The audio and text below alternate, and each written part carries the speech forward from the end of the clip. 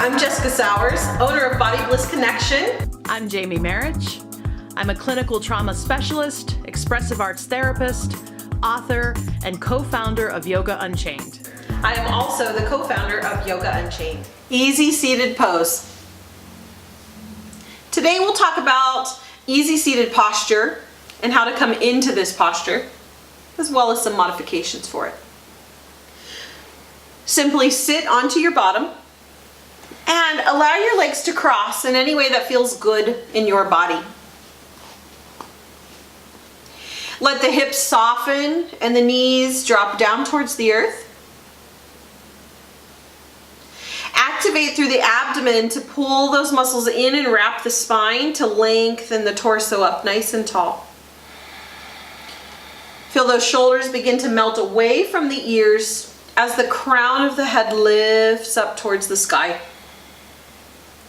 Our arms are going to rest gently on the legs. It is your choice whether the palms are up or the palms are down, whatever feels nice to you.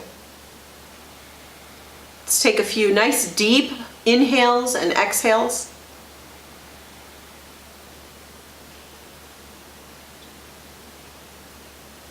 And notice the body if you feel like you're leaning forward too far or sitting back too far. Maybe we take those small little movements and rock front to back, making that rocking movement smaller and smaller until we find the center.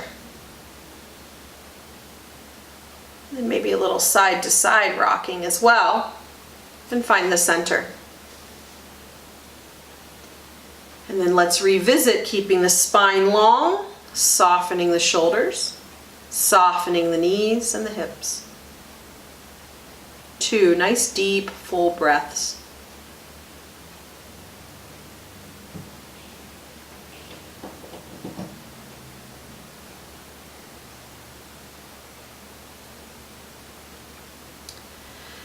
So Jamie, how does easy seated pose make you feel? Oh, I don't want to get out of it just yet. Meditative, because this is a posture similar to what I take during seated meditation practice. Some days it's more of a challenge than others. So often I will take the wall for this if I feel I need a little bit more grounding. One of our favorite props, and I think it's pretty common sense how you would use the wall with this if you need it. And I just find it's a great pose for me to center myself when I'm starting a practice or even when I'm ending a practice. When I come out of Shavasana, I often like to come into easy seat as my transition back. So how about you? Easy seat is a challenging posture for me. My hips are extremely tight, so I can really feel this pose in my hips. So I notice you're on a cushion. I am on a cushion. It does help with that. That's one of the modifications that can be really good for the body, is to elevate your hips some. So you can choose a cushion or a rolled up blanket or even a book or a block or a pillow. But anything that kind of lifts the hips up off the ground. And the higher you go, it just depends on your body and what feels best for you. But by elevating the hips a little bit, it allows the knees to open downward a little more, because easy seated pose is really about connecting your bottom, your knees, your feet to the ground. In my lifetime, that's never going to happen because my hips are so tight. But allowing that slight elevation helps the knees to open and drop. It also allows my hip flexors to start to let go a little bit so that they can soften without feeling like they're going to go too far.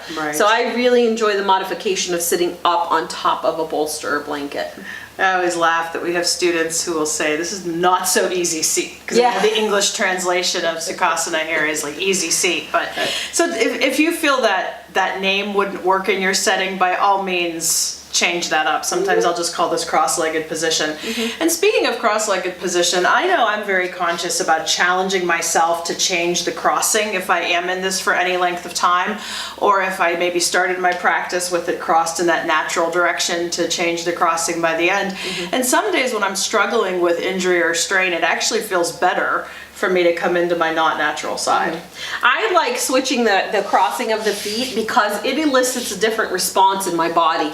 I will have different sensations that come up, even different thoughts that will start to come up because I didn't go to my habit. I didn't, when I sit down into easy seat, I don't think about it, and I always sit with my right leg crossed in front of my left. So when I make myself change that pattern, it brings some other things up that I might have to breathe through or work through.